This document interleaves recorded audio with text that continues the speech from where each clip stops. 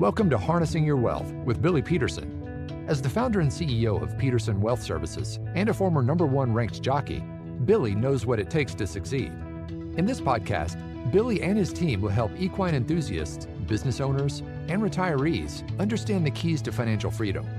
Saddle up and get ready for a ride you won't soon forget on how you can harness your wealth. Hello, folks. This is Billy Peterson. Welcome to Harnessing Your Wealth. We have a wonderful show lined up for you today. I'm excited to introduce our guest speaker today from First Trust. He's the economist for First Trust, Strider Elass. Welcome, Strider. Hey, thank you, Billy. It's wonderful to be with you. Yeah, we're very excited to get your opinions today and your outlook on the markets. Also joining us is Shaun. As you all know, Shaun, the sidekick, the partner to Harnessing Your Wealth. Happy to be here, Bill. Thanks for being here, Shaun. Yeah. Let's kick this off with Strider. So we want to get your background a little bit about you and your background in finance. Will you mind sharing with our audience a little bit about yourself?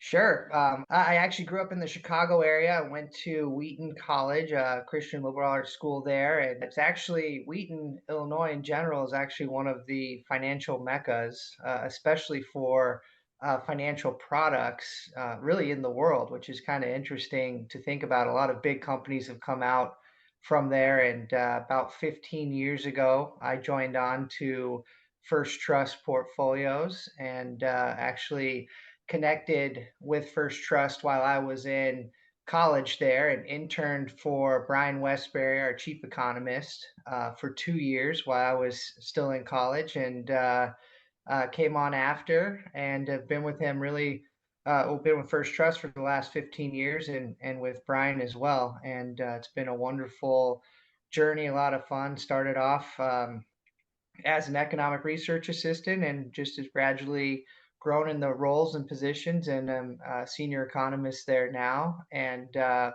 was kind of an interesting story coming over. I really enjoyed interning for Brian, but originally I thought I was going to go into private equity when I graduated. And so I shot our chief economist, Brian Westbury, an email my second semester senior year, just asking if he had any connections in the Chicago area for private equity. And he just wrote back, "Come work for me." And so that was my interview with him. And obviously I'd been interning for him for the last couple of years, so he gotten to know me. And it's a wonderful, First Trust is a wonderful company, and it's been a really great fit. And which is why a lot of people that start at First Trust or start working for First Trust really don't leave, just because it's a great environment, great place to be. Great culture. We've enjoyed our association with First Trust for several years now. You guys are very attentive. You have a lot of meetings. You provide a lot of, context for us advisors and for us to help pass that on to our clients. So I think it's very valuable information. So getting out there, we love to listen to Brian Westbury too, when he gets on. He's great. Yeah, he's great. When you said you shot him an email, I was kind of waiting to make sure we're going to say you shot him in order to take his position. I know a lot of people do a lot of things to move up the ranks. No. Okay, well, good. We like him too. Yeah, we do. Hey, let's talk about the economy. You guys, you do this every day over there. We're hearing a lot in the news media and, of course, across all the different platforms that we listen to about a pending recession. We've been hearing this for several months now. And, of course, the definition of a recession has seemed to have changed just in the last year. Tell us what your position is. How do you define a recession, first of all? And do you expect one? That's the second question. And then I guess the third layer to that is how severe, if it is going to happen. Yeah, so I think it's a great point, because I do believe that the definition of recession is not defined or very clear. I think really the ultimate definition of recession is broad weakness across majority of the economy. Contraction across majority of the economy is what you need to be looking for. And so a great example of this is if you think back just to last year into 2022, we had 2 consecutive quarters of negative real GDP growth in the first and second quarter. And many people believe that's the actual definition of a recession. But if that were the case, if you look back really post World War II, we've had 12 different recessions. Of those 12 recessions, 8 of them started with 2 consecutive quarters of negative real GDP, but 4 did not. So it's a very good rule of thumb, but by no means would I say it's the actual definition of a recession. And so that's why we have the National Bureau of Economic Research. They come out and they basically declare whether or not we've been in a recession. It usually takes them about a year to come out with whether or not we're in that recession or not. And so I think the fact that we have not seen them come out and declare that that we had this recession last year means that we didn't. And in fact, if you look at that two quarter period, a majority of the indicators that the National Bureau of Economic Research finds important, we're still growing and growing very meaningfully over that period of time. Only really 2 of those 6 were declining. Usually, when you're in a recession, all 6 of those big indicators they like to look at were either negative or majority of them at least were negative. And so I do not believe we had a recession last year, but this year I think is a different story. As you said, people have been talking about this recession coming for the last couple of months, but really I think they've been talking about it for at least the last year, really back into that period of the first 2 quarters of last year. And the fact that it hasn't materialized yet makes some people believe that maybe we won't see this recession. But the reason that we're now in the recession camp, I'd say, is because what really drove the last couple of years, the kind of big spending, big everything spree that we went on, big increase in money supply spree. Well, that's all come to an end now. That so-called, you can think about it like morphine, that morphine is now wearing off. And at the same time, you look at money supply, which we believe is the most important thing to be following right now. That's actually contracting now and contracting at the fastest pace that we've almost ever seen in history right now. And that in general should push us into a recession, we believe, maybe in the second half of this year. And with that contraction, is that mostly caused by the Fed with the rapid increase in rates? Well, I'd say partly if it impacts lending, slowing down lending, but in general, we've just been seeing money supply fall. Some of it's been due to the Treasury General Account, money that gets pulled out for taxes. So if say you've got $100 in your checking account, you take that $100 and you pay taxes with that money. That now goes over to the Treasury, which pulls it out of the money supply. So that's partly it too. A little bit of it is quantitative tightening going on, and some of it, I'd say, most recently, we've seen deposits decline because of the banking issues that we've been seeing. So all of that combined is slowing down the growth rate of money, and in fact, it's contracting now, which is a negative for the economy moving forward. Mm-hmm. Can you explain a little bit for our listeners the concept of quantitative tightening? I know we went through several years where quantitative easing was the big word of the day. Explain to our listeners what this opposite effect is. Yeah, so essentially, if you think back, if maybe it is better to start with quantitative easing just to kind of give people an idea of what was going on in that period too. So essentially what's been going on really back to 2009 is the Fed's embarked on quantitative easing, kind of 4 different periods of it. And really what was going on was the Federal Reserve, they couldn't lower interest rates any further. And so what they decided to do was to buy up mainly from banks, but from other institutions too. But let's just say from banks to keep it simple, to buy up mortgage-backed securities and treasuries from these banks. And in turn, they would credit these banks with reserves. Now, that's kind of the way quantitative easing was working. If you look at the first 3 programs of that QE, that money really never saw the light of day in the economy. And the way we know that is if you look at that M2 measure of money supply, which is money that's outstanding in general in the economy, it just continued to grow really at the same rate that we'd seen since 1995, right around 6% a year. We didn't see this big explosion higher like you would have expected if that money was being lent out. And so instead, what banks were doing was they weren't lending those reserves out. They turned around and really gave them back to the Federal Reserve, where they're earning interest on these excess reserves. Now, Why did they decide to do that? Well, I think partly if you look at cash assets as a share of total assets for banks back in 2009, they were down to under 3%. So I'd say that banks did have a big solvency issue back then. And essentially, one thing quantitative easing did was it took cash assets as a share of total assets for banks from under 3% to almost 15%. And even today, they're sitting at very healthy levels around 9%. And so, what was so different about quantitative easing 4, though, from the other periods of quantitative easing, was that that money did make its way into the economy.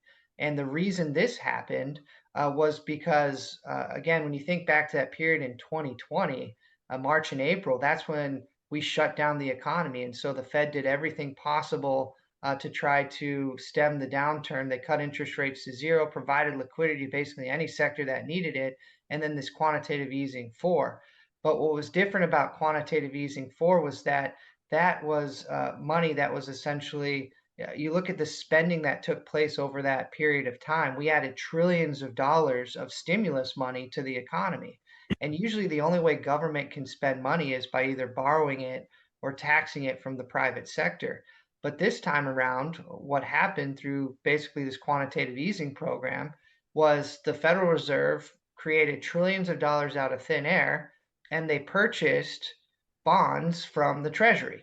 So now the Treasury has trillions of dollars of new money, and the Treasury took that new money and they directly deposited it into people's bank accounts. And so all of a sudden, we did see that measure of money supply skyrocket. In fact, over that 2-year period, it increased by over 40%.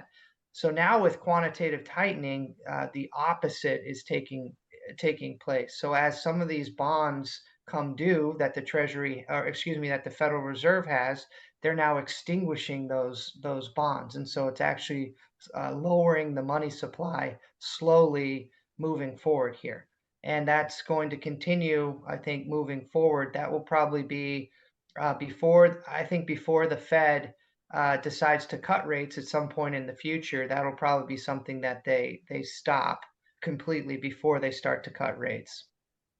When I hear you say printed money out of thin air, I mean, from an advisor standpoint, all I think of is, well, that's inflationary. That's an inflationary act. Yes. And, you know, when we have clients coming in and we're talking retirement plan projections, one of the biggest things that they're concerned about and we're concerned about is the inflationary environment. Does the Fed get a hold of this anytime soon? And it just always seems like to me, like the Fed's headed one way trying to, reduce inflation, but we've got spending that's through the roof that's creating inflation. How do they meet? Yeah, I think the Fed always overreacts both ways. And so I think what we're seeing today is inflation is starting to come down. I think it's going to be a little bit more stubbornly higher than what most expect. But I do believe it's going to be under control in the next year or two. And the reason I believe that is 100% due to what's happening with that M2 money supply measure. It started to decline about a year ago, and it usually takes at least 6 to 9 months for that to start to work through the system in a meaningful way. It can even take up to 18 months for that matter to really be reflected in prices. We saw it on the way up when we added 40% to the money supply. That's what caused the inflation over the last couple of years that we've been seeing. But I think the same is going to be true on the way down. The fact that money supply is contracting now is a very good sign that prices will get under control. Probably either late this year or into next year, we could see inflation back down to around 2%. But I think that will come at the cost of a recession as well. And when you think back, I think the best period to look at, the last time we saw substantial inflation back in the late 70s, and Paul Volcker had to come in. Arthur Burns was Fed chair before, and he really curtailed to the administration. And so any political pressure he felt, he'd be raising rates, and then all of a sudden, it'd feel like things were getting under control, and so he'd pause or he'd start to cut immediately, and then all of a sudden inflation would come roaring back. And it took Paul Volcker, who really had nerves of steel, that to come in and say, look, I don't care where interest rates are going to go here. What we're going to focus on is the money supply, and we're going to get inflation back down to where it needs to be, because if inflation continues to run out of control, we'll have no economy. So we'd much rather go through a recession and be overly aggressive than to let inflation continue to run rampant. And I think when I look at Chairman Powell, he's definitely, from all the meetings that I've watched and the readings that I've done on his speeches and whatnot, he really wants to channel Volcker here. I think he is going to stay more aggressive on rate hikes, or even keeping rates elevated than what the market currently believes. In fact, the market believes this year that um, we have one more rate hike here this week, and then after that, we're actually going to see rates start to fall towards the end of the year, and in fact, be lower than where we are today. And I just do not believe that. I think, if anything, maybe we're one and done here, maybe another hike as well, but then they'll hold rates steady for quite some time, and until they see that inflation has come back down. So they're probably doing too much. But all that to say, I don't think he wants to be an Arthur Burns. He really wants to be a Paul Volcker, because as everybody realizes, especially he does, is that the if you do not get inflation under control, you have no economy. And I think that's the number one priority here, is to get inflation under control. Yeah, it's a political hot seat, is it not? It's Yes, definitely.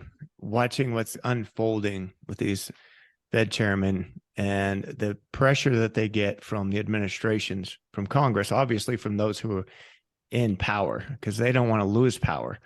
So the folks in power want nothing but ease. They want easy economy. They want easy money. They want to keep somehow the economy moving forward, because when people are doing well, they tend to vote for the same thing. However, when people are struggling and the economy is not doing so well, they are looking for a change. And that's the interesting dynamic unfolding as we watch all of these different congressional testimony from various Fed officials. I'm with you. Yeah, I completely agree. I think you're right on there. I mean, every politician tries to do what's best for them in the short term without any regard to the impacts over the long term, because they're no longer going to need to worry about where things are in the long term, because they're only there for the short term. And Correct. so that's it can be very damaging policy, Yeah, for sure. I've always said that the single biggest factor to correct so many of these problems and corruption and really treatment of focusing on only that short-term stuff is term limits. I mean, honestly, if we would just have something in place where these people didn't care about only their re-election, and actually did what was right for the people, a lot of these problems would go away. Sure. But of course, that's just us being wishful thinking. Wishful thinking, Billy. Wishful thinking, Exactly. wishful drinking. There's a song called Wishful Drinking. I don't know which one I'm doing here, but I'm interested in what your opinion is on the severity of the recession that you believe is pending, and you think that they're going to possibly overshoot on keeping rates higher for longer.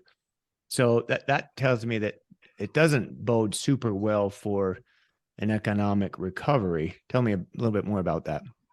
Yeah, I think really the recession that we'll see, I don't think it's going to look like 2007, 2008, or 2008, 2009, however you want to look at that. I don't think it's going to be near as severe. Number one, I don't think our financial system, even though we've seen some issues with regional banks, that's been more of a mismatch between assets and liabilities more than anything else. It has nothing, it's not really a solvency issue, especially across the banking system. Back in 2008, 2009, that was more of a solvency issue for the banking system, or really became one. And at the same time, when you look at the consumer in general over that period of time, they were over levered. I mean, statistics across the board did not look good. Plus, we had a housing crisis that we went through there over that period of time as well. So there's a lot of things that came together, and it was a pretty severe recession. I think this is more like 1990, 1991. It will be kind of a middle of the road recession. I mean, obviously, any recession where you're laid off, if you're the one being laid off, is a severe recession. I'm not trying to make light of it, but I think in general, a lot of people probably won't feel it too dramatically, but we will see slowdowns across the board. Unemployment right now is sitting at almost rock bottom lows. So I think probably in this recession, unemployment's going to move up to from around we're at 3.5% all the way to maybe around 6%. Where a lot of recessions, if you had the worst unemployment was around 6%, at some point that was close to full employment. So it would have been nothing really to be that concerned about. That's equivalent to about 2 million jobs lost. So again, not good, but I think this is going to be more mild than what most believe or expect. And when you look at the consumer in general right now, especially looking at household debt, yes, household debt's at record highs, but you look at household assets as well. They're basically sitting at close to record highs. But over the last 10 years, assets have grown so much faster than household debt. So household debt relative to assets are at some of the lowest levels we've seen really since the late 1970s. And at the same time, what really matters for that consumer is, or for that household, can they afford to pay all those monthly interest payments on all of that debt outstanding? And to me, when you take a look at that measure, it's also sitting. We look at what's called the household financial obligations ratio, and this looks at all of your monthly debt obligations as a share of your after-tax income on a monthly basis, and that's sitting at some of the lowest levels we've seen as well, going back to at least 1980, which is when this measure really came out. And so I think things today look very different than 2007, 2008. I know we always tend to look at the last crisis or the last recession that we've gone through to kind of feel like that's what's going to take place. But I think this one will be very different than what we experienced over that period of time. Um, a lot of people too, and I can talk a little. It's a little tangent, but just thinking about housing when I was talking about 2000. Back in 2006, for example, when housing hit its peak, that caused part of the crisis, obviously, that we went through in 2007, 2008. But prices are very elevated today as well. And so people worry, are we going to go through another housing collapse like we did back then? I think a couple things today are very different from back then. Number one, in 2006, about 40% of mortgages outstanding back then were adjustable rate mortgages. So as interest rates started to rise, people got in a lot of trouble. They had these locked in zero rate mortgages for a couple years, and then they started to adjust higher. And that got a lot of people into trouble. They foreclosed, and we had a massive inventory build, and demand was dried up. Well, when you look at where we are today, only 3.8% of mortgages outstanding are adjustable rate mortgages today. So 96.2 are fixed rate mortgages. But what I find even more interesting is when you take a look at what interest rates these mortgages are fixed at. And about 65% of mortgages outstanding are fixed at 4% or less today. About 85% of mortgages are fixed at 5% or less. And so if you're in that category, I'd say especially that 65% category of 4% or less, and you just want to move for the fun of it, you're probably not going to move. And you're not going to take on a 7% interest rate when you have locked in 4 or less percent. It just doesn't make sense. And so we have not seen an inventory build whatsoever. In fact, inventories are almost non-existent for housing still, even though demand has come down substantially. And so we think we will see price declines in overall housing, but somewhere between probably 5 to 10% from the peak, nothing like we saw back in 2007, 2008. Did you say 40% of mortgages in 2006 were adjustable? Yep, 40%. That's crazy to me. You know, yeah. That just shows how like uneducated a lot of consumers are and potentially misled. And I think there's a lot of greed in the banking industry. And I think the government was totally fine with it because, of course, like we talked about, when the economy is rolling, they don't want to do anything to stop it, slow it down. They actually encouraged a lot of that.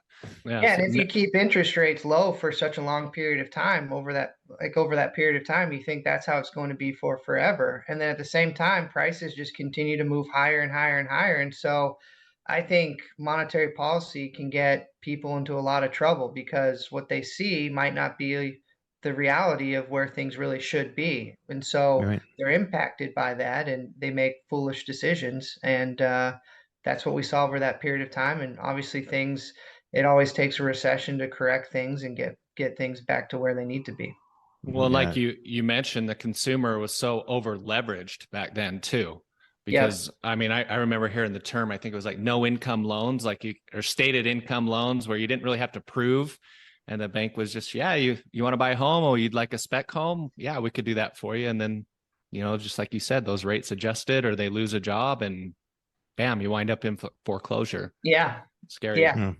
And the Well, fact that you're not putting any money down, Yeah. it's so much easier. You just say, well, okay, fine. I'll just let this property go. It's nothing, it's not Yeah. hurting me at all. Excuse me, we're almost in the home stretch for the episode. But before we cross the finish line, I just want you to know that you can contact Billy and his team at www.petersonws.com or by visiting the show notes. Now, back to harnessing your wealth. And of course, then ride the government officials in to the rescue, right? Holding their white, as a white knight with their swords, telling everybody we're here to save you. And Yeah, it's not their fault. Too late. Yeah, not their fault.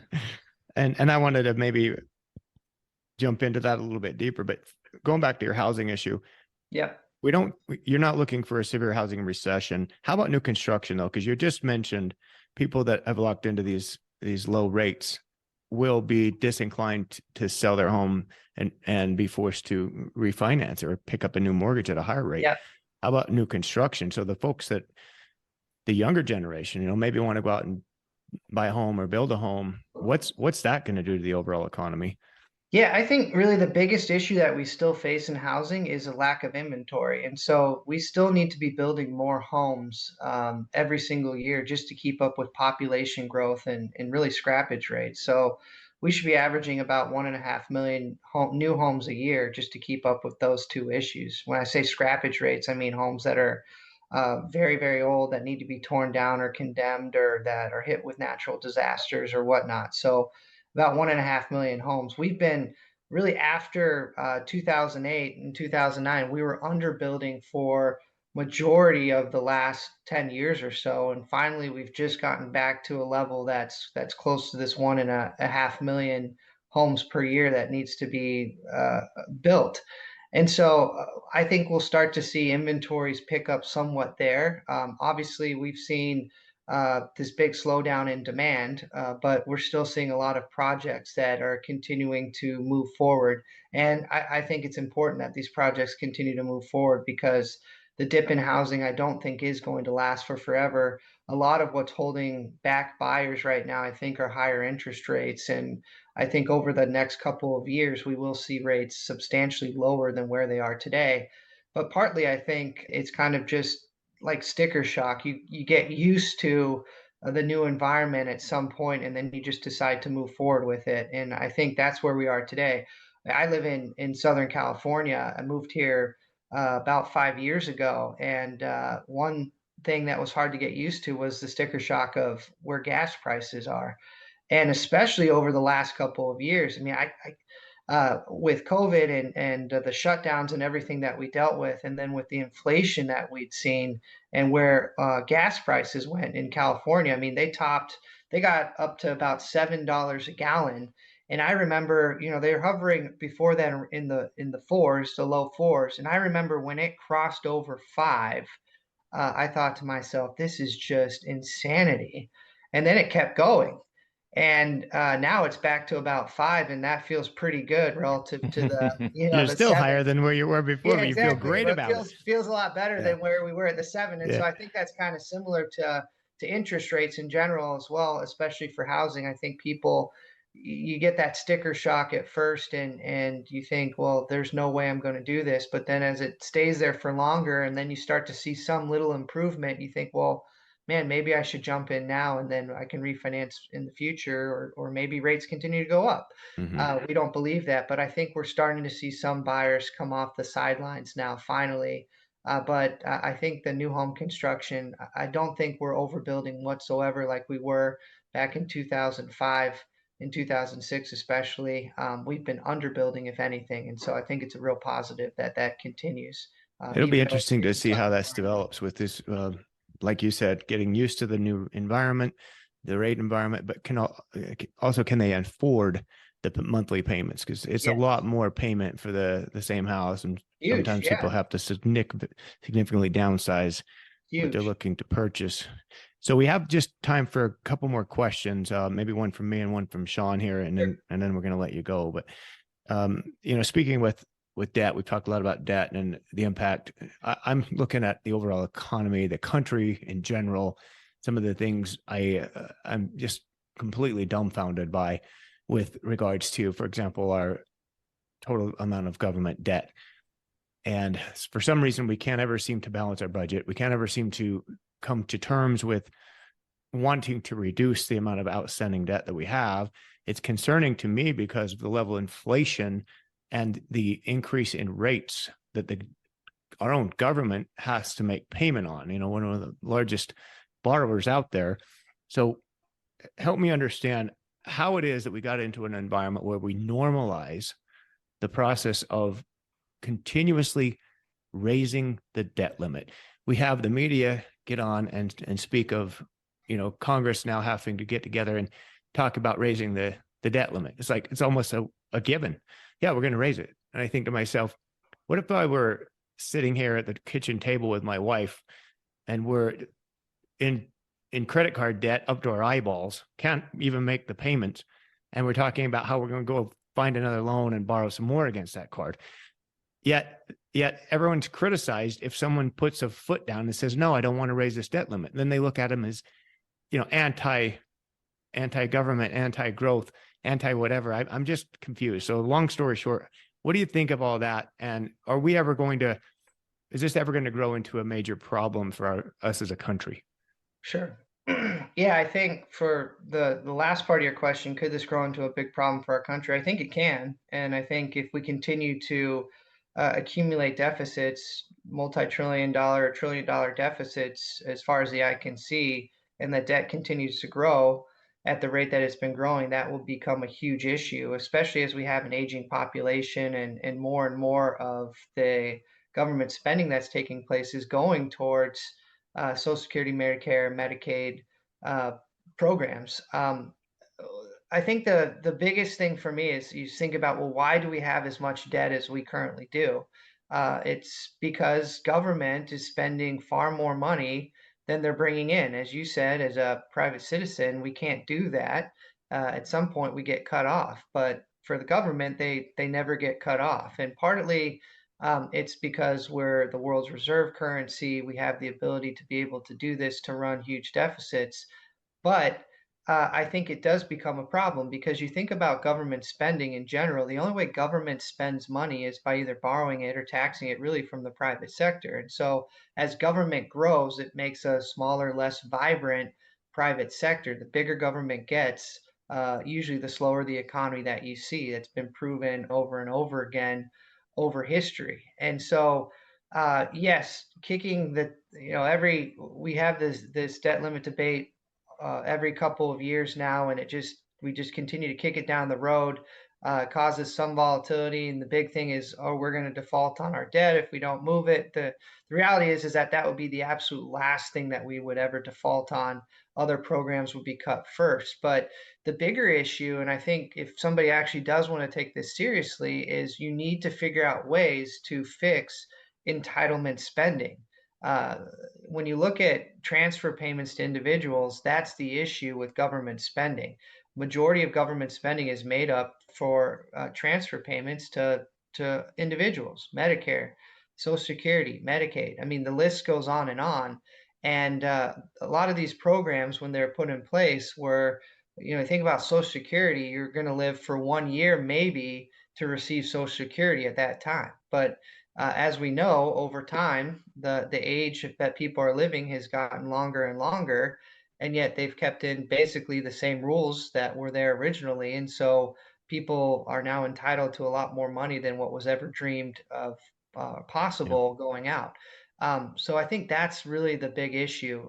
In the longer term, I'd say 10 years plus, if we don't do anything to fix some of these programs to make them more solvent, that is going to be a big issue because our deficits are going to be running multi trillions, and that's going to be a huge problem. But in the short term, over the next 3 to 5 years, it's not something I'm ultra concerned about.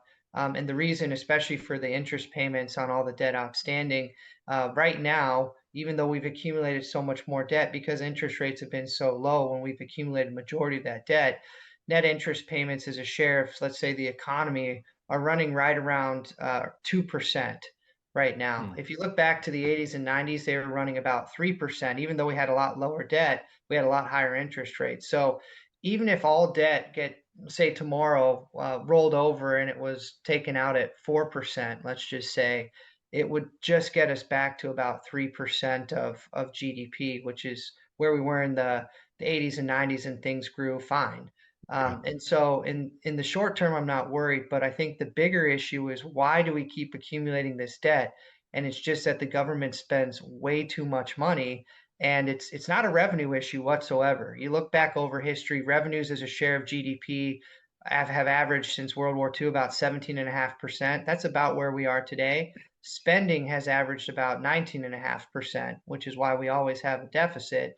And today it's about 23, 24%. And so the issue is, we're spending too much, even though we're bringing in an amount of revenues. No matter what you change taxes to, whether you tax people at 50%, 70%, 80%, people figure out ways to either, that makes people either not want to work anymore, and so they're not bringing in any more revenue, or they figure out ways to get around it. And so no matter what tax rates have been over history, revenues on average have come in right around 17.5%. And so Right. if you ever want to get serious about balancing the budget, you need to get spending down to around that place. Bill Right. Clinton was able to do that, and that's why we had a surplus for a couple years then. But he's really been the last one that's been able to do that, took it somewhat seriously. Yeah. We have 2 more minutes, Shaun. Well, I mean, I was going to ask a question, but Billy asked the multi-trillion-dollar question about the debt limit. But your explanation of that makes sense. The spending as a percentage of the GDP, and that gives me some comfort, but still we're seeing so much accumulation. And we're talking to, younger clients all the time about Social Security. Is it going to be there for you or not? I mean, someone's going to have to tackle that issue, because it's slated to go broke here in the next 10 years, I think. And no one in Congress wants to touch it, because they're going to be the bad guy or girl. So it's interesting the way you put it that way in the short term, but longer term, I think you're right. It's just an accumulating issue. So Now, I'm going to ask you one last one then. I guess we're almost out of time, but I want to ask your opinion with regards to maybe the economic landscape. And I know I don't want to put you on the spot as far as giving us investment recommendations, but I know you guys as a firm have your opinions. Do you feel that this environment is setting up for potentially good in certain areas of the market, or are you looking even potentially at more international opportunities? Can you share with us a little bit about your firm's opinion there? Sure. Yeah, I think it might still be a little early to get in internationally. And I think partly because we see this recession coming in the second half of the year in the United States. Usually when the United States sneezes, the saying is the world gets a cold. And so probably a lot of other countries are going to feel the impacts from the US falling into a recession. That's not to say there's not a lot of value internationally right now. So if you want to dip your toe in, I just wouldn't make it a majority of any portfolio right now. I think the US, you still get a lot of exposure as well, but I'd be really overweighting in the United States in general, quality and dividends. I think dividend payers are an area that you want to be in. The way I look at the world right now is, I'd say in the short term here, you want to protect yourself. You want to be in quality names. You want to be able to have some form of income that you can make in this environment, but prepare yourself over for the next 5 to 10 years. Because when I look out over the next 5 to 10 years with the technology that we have on the forefront today, I think some of the best returns that we have seen in a long time are just right around the corner. And the reason I say that is because I think the productivity gains that we are going to experience from these new technologies, you think about artificial intelligence and how it's really starting to take off, because chips are now powerful enough to just process really billions, trillions of bits of data almost instantaneously. That's big companies like Google, Microsoft, Amazon, Netflix. I mean, these companies have been using artificial intelligence for years, and it's been to their advantage. They've become extremely productive and made massive profits. Well, now that's starting to filter down that technology to small and medium-sized business. And when I look out over the next 5 to 10 years and to see how businesses are going to use this to their benefit, the productivity gains are going to be immense. And so short term, protect yourself, but long term, we are very optimistic on where things are Position for going. that. Yeah. Good outlook. Thanks for sharing that with us and wrapping up. We appreciate your time today, Strider. Great name, by the way. First time I've ever heard anyone with that name. So thank you, Billy. Really pleasure to be with you and Shaun. You guys are wonderful. Yeah, thanks for being on. Thanks for being anytime. on.